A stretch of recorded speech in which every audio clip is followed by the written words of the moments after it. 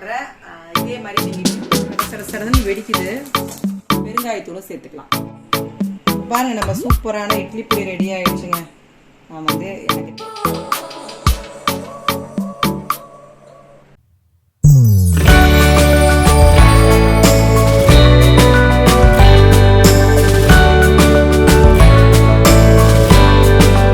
Hi friends, இது உங்கள் சுமிpokkisham. எல்லோரும் எப்படி இருக்கீங்க? நல்லா இருக்கீங்களா? இன்றைக்கி மத்தியானம் லன்ச் என்னென்னா சாம்பார் தாங்க. முள்ளங்கி மாங்காய் சாம்பார் வச்சுட்டு சாதம்லாம் சாப்பிட்டு முடிச்சிட்டோங்க.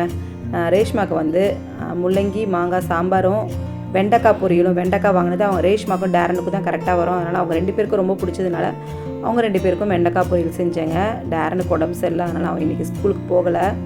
அதனால் வெண்டைக்காய் பொரியலும் சாம்பாரும் அவங்க 2 பேரும் சாப்பிட்டாச்சு. எங்கள் பாவாவுக்கு வந்து பாவக்காவை இந்த மாதிரி ஃப்ரை பண்ணி தந்தால் சாப்பிடுவார். இந்த மாதிரி சின்ன பசங்க சாப்பிட்ற மாதிரி தான் ஃப்ரை பண்ணால் பாவக்காய் பிடிக்கும். சரி, ஓகே, அதனால் அவருக்கு பிடிச்ச மாதிரியே வந்து ஃப்ரை பண்ணி தந்துடலாம் அப்படின்ட்டு. அதனால் நானும் எங்கள் பாவாவும் பாவக்காய் ஃப்ரையும் அப்பளமும் தாங்க நாங்கள் வச்சு சாப்பிட போகிறோம். சாப்பிட்டு முடிச்சுட்டு பூ வாங்கிட்டு வந்திருந்தார். அதனால் அந்த பூவை வந்து நான் கட்டிகிட்ருக்கேன். நான் ஜாதி பூ வந்து நீங்கள் வாங்கினீங்கன்னா அது மலரத்துக்கு முன்னாடி கட்டிட்டிங்கன்னா வீணாக போகாமல் இருக்கும். இது தெரியாமல் சில பேருக்கு இருக்கலாம், அதனால் நான் அதை ஷேர் பண்ணுறேன்.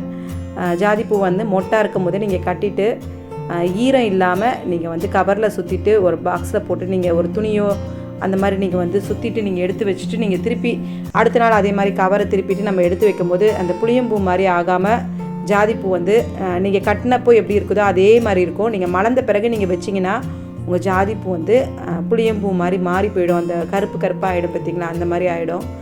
அதனால் சரி, இது தெரியாமல் இருந்தாங்கன்னா அவங்களுக்கு வந்து ஷேர் பண்ணலாம் அப்படி தான் நான் இந்த ஜாதிப்பூ கட்டும்போது சரி அதை அப்படியே உங்கள்கிட்ட ஷேர் பண்ணுறேங்க. இப்போ நான் பாருங்கள் எல்லா பூவும், ஏன்னா மலர்ந்துருச்சுன்னா கட்டவும் முடியாது, உங்களுக்கு வந்து பூ உதிர்ந்து கொட்ட ஆரம்பிச்சிடும். ஆனால் மொட்டாக இருக்கும் போதே கட்டிடலாம் அப்படின்ட்டு நான் கட்டி வச்சிட்ருக்கேன்.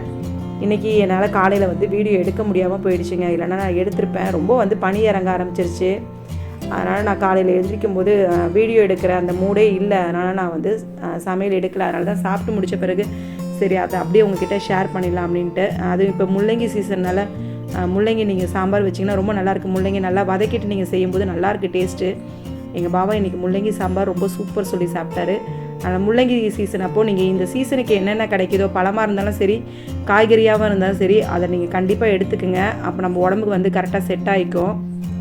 இப்போ பார்த்தீங்கன்னா நிறைய முள்ளங்கி ஒரு பிளேட்டே வந்து 10 ரூபா தான் அப்படி சொல்லி விற்கிறாங்க. நான் வந்து 20 ரூபா பிளேட்டில் வாங்கினேன். நிறையா இருக்குது. ஹாய் ஃப்ரெண்ட்ஸ், இது சுமிpokkisham. எல்லோரும் எப்படி இருக்கீங்க? நல்லா இருக்கீங்களா?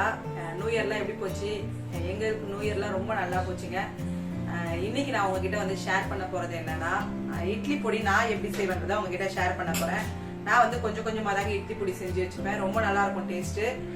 நீங்கள் இட்லி பொடி எப்படி செய்வீங்களோ, ஆனால் நான் செய்கிற மாதிரி நீங்கள் ட்ரை பண்ணி பாருங்கள். ஒருத்தவங்க ஒரு மாதிரி செய்வாங்க, நான் செய்கிற மாதிரி நான் உங்ககிட்ட ஷேர் பண்ணுறேன். இதே மாதிரி நீங்கள் இட்லி பொடி செஞ்சு உங்கள் வீட்டில் சாப்பிட்டு பாருங்கள், ரொம்ப நல்லாயிருக்கும். வாங்க நம்ம இட்லி பொடி செய்கிறதுக்கு என்னென்ன தேவைன்றதை நம்ம பார்த்துக்கலாம். வாங்க நம்ம இட்லி பொடி செய்யலாம். இப்போ பாருங்கள், நான் இந்த மாதிரி சின்ன கிளாஸில் தான் நான் எடுத்திருக்கேன் உளுந்து. நம்ம அதை வந்து வறுத்து எடுத்துக்கலாங்க.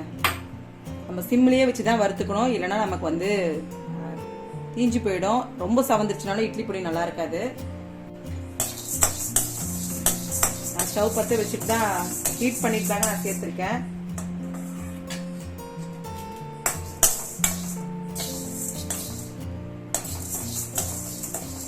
நம்ம கைவிடாம நல்லா வறுத்து எடுத்துக்கலாங்க. ரொம்ப கருகிடாம, ஹைல வச்சா கருகி போயிடும். அதனால நான் வந்து நார்மல் ஃப்ளேம்ல வச்சு தான் நான் வந்து வறுத்துக்கிறேங்க.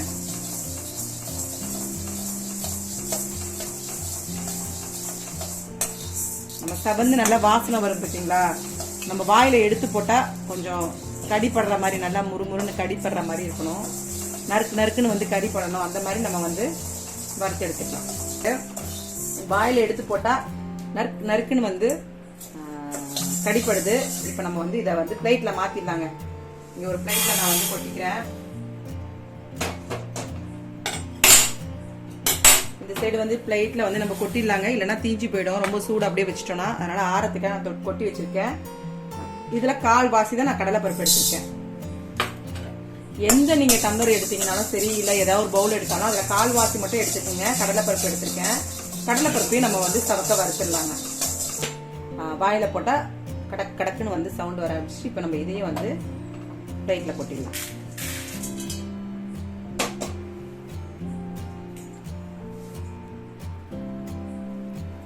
இப்போ பார்த்தீங்கன்னா கால்வாசி நான் வந்து பொட்டுக்கடலை எடுத்திருக்கேன். பொட்டுக்கடலை சேர்த்துட்டு நீங்கள் வந்து செஞ்சு பாருங்கள். இட்லி பொடி ரொம்ப டேஸ்ட்டாக இருக்கும். இட்லி பொடி வந்து வெள்ளையாகவும் இருக்கும், டேஸ்ட்டு வேறு லெவலில் இருக்குங்க. நம்ம பொட்டுக்கடலையை வந்து கொஞ்சம் நல்லா வந்து சூடு காமிச்சிட்டு நம்ம எடுத்துக்கலாம். ரொம்ப வந்து நம்ம கருப்பாயிடக்கூடாது. பொட்டுக்கடலை சூடு மட்டும் காமிச்சிட்டு எடுத்துட்டா போதும். ஒவ்வொருத்தங்க சம அளவு எடுத்துப்பாங்க. அப்படி எடுத்துக்காம நீங்கள் இந்த மாதிரி 1 டம்ளர் உளுந்துனா 1/4 டம்ளர் கடலைப்பருப்பு, 1/4 டம்ளர் 1/4 கப் பொட்டுக்கடலை அப்படி சேர்த்துக்குங்க. இப்போ பாருங்க சவந்து வருது. அதுக்குள்ளே டக்குன்னு நம்ம எடுத்துடலாம். அதையும் வந்து எடுத்தாச்சு. பாருங்க நான் ஒரு சின்ன சின்ன பூண்டாக இருக்கிறதுனால ஒரு 6-7 பூண்டு கிட்ட இருக்குங்க. இதை நம்ம வந்து சூடு காமிச்சு வறுத்துடலாம். பூண்டு சேர்த்துட்டு நீங்கள் வந்து இட்லி பொடி செஞ்சீங்கன்னா நல்ல டேஸ்ட் இருக்கும். பூண்டு வந்து உங்களுக்கு புரியும் போது ஒரு ஸ்மெல் வரும் பார்த்தீங்களா, அப்படியே தோலோடையே தான் நான் வந்து சூடுபடுத்திக்கிறேன். என்னோட பூண்டில் இருக்க ஈரம்லாம் போயிடும். இப்போ நம்ம பூண்டு வந்து வறுபட்டுருச்சுங்க. அதையும் எடுத்து நம்ம சேர்த்துடலாம் பிளேட்லேயே. எள்ளு வந்து கொஞ்சம் போல சேர்த்துக்கலாம், ரொம்ப தேவையில்லை. எள்ளு சேர்த்துட்டு நம்ம வறுத்துடலாம். எள்ளு வந்து வெடிக்க ஆரம்பிக்குது பார்த்தீங்களா, வெடிச்ச உடனே நம்ம எடுத்துடலாங்க. சட சட சடன்னு வெடிக்குது.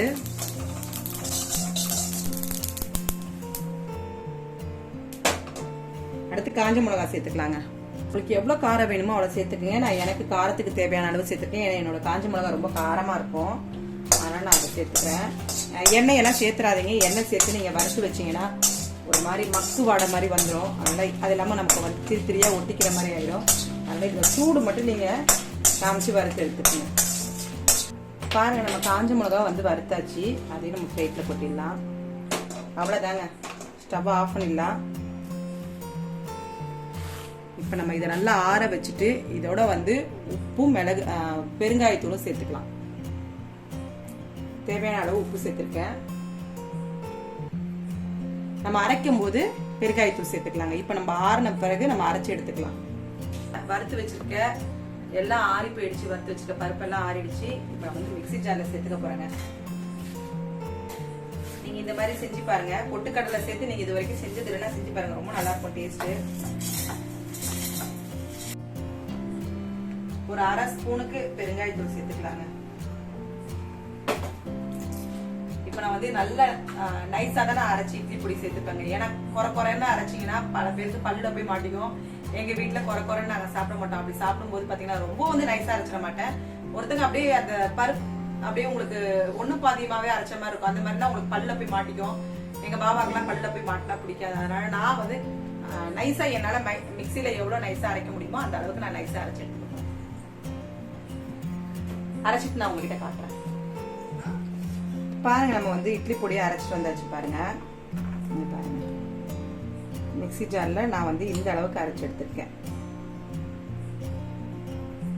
இந்த அளவுக்கு அரைக்க மாட்டாங்க, ஒரு மாதிரி அப்படியே உங்களுக்கு பருப்பா உருண்டையா நிக்கிற மாதிரி இருக்கும். அப்படி இல்லாம நான் இந்த மாதிரி தான் அரைச்சிட்டேன். ரொம்ப நல்லா இருக்கும், நல்ல வாசனைங்க. நம்ம வந்து பூண்டுலாம் சேர்த்துருக்கோம். பூண்டு பெருங்காயத்தூள்லாம் சேர்த்துட்டோம்னா ரொம்ப நல்லா இருக்கும். இந்த மாதிரி பொட்டுக்கடலை சேர்த்து நீங்க செஞ்சு பாருங்க, ரொம்ப நல்லா இருக்கும் டேஸ்ட். நான் வந்து இந்த மாதிரி ஒரு பாட்டில தான் வந்து ஸ்டோர் பண்ணி வச்சுக்க போறேங்க. பாட்டில வந்து நம்ம ஸ்டோர் பண்ணிட வேண்டியதுதான். கொஞ்ச நேரம் திறந்து வச்சுட்டு நம்ம வந்து அப்புறமா முடிக்கலாம், ஏன்னா சூடா இருக்கு.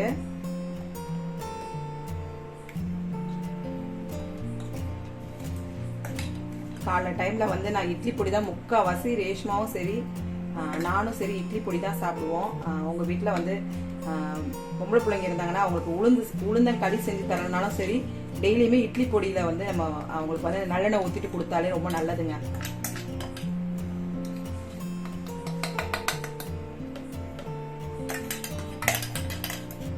பூண்டெல்லாம் நல்லா வறுத்துட்டு நம்ம சேர்த்துருக்கோம். அதனால பூண்டெல்லாம் வறுத்து சேர்த்துருக்கனால பூண்டோடைய ஸ்மெல்லு ரொம்ப சூப்பரா இருக்கும். பாருங்க நம்ம இட்லி பொடி வந்து வெள்ளையாகவும் இருக்கும், ஆனால் காரமாகவும் இருக்கும், டேஸ்ட்டும் ரொம்ப நல்லாயிருக்கும். பொட்டுக்கடலை சேர்த்து நீங்கள் ட்ரை பண்ணி பாருங்கள்.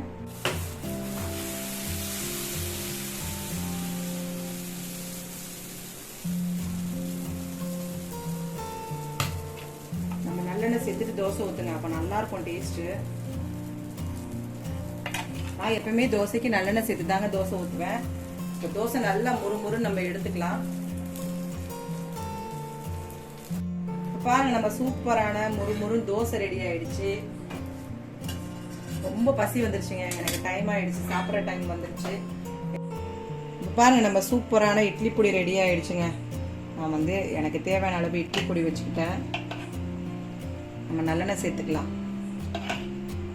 நீங்கள் நல்லா நல்லெண்ணெய் சேர்த்துட்டு நீங்கள் இட்லி பொடி வச்சு சாப்பிட்டு பாருங்கள், ரொம்ப சூப்பராக இருக்குங்க. பொட்டுக்கடலை சேர்த்துருக்கனால தான் நம்மளுடைய இட்லி பொடி இப்படி இருக்கு. ஓகேங்க, நான் எப்படி இருக்குன்னு டேஸ்ட் பார்த்து சொல்கிறேன் உங்ககிட்ட. பாருங்க, நம்ம இட்லி பொடி ரொம்ப சூப்பராக ரெடி பண்ணியாச்சு. இட்லிக்கும் நல்லாயிருக்கும், தோசைக்கும் நல்லாயிருக்கும். டக்குன்னு ரெடி பண்ணுறது தோசை, அதனால தோசை ஊற்றி காமிச்சேன்.